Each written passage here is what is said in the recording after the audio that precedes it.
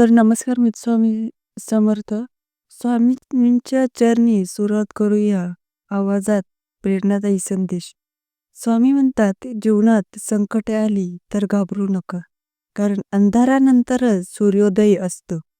मित्रांनो, जगामध्ये प्रत्येक क्षणी परीक्षा आहेत, पण स्वामी समर्थांनी श्रद्धा ठेवली की अशक्यही शक्य होतं. हार मानायची नाही, थांबायचं नाही, कारण तुमचा प्रत्येक प्रयत्न स्वामींच्या कृपेने तुमच्याकडे परत येतो. स्वामी सांगतात, तुमचं पाऊल छोटं असलं तरी चालेल, पण ते पुढे टाका, कारण स्थिर राहणारा दगडही वेळेनुसार गुळगुळीत होतो.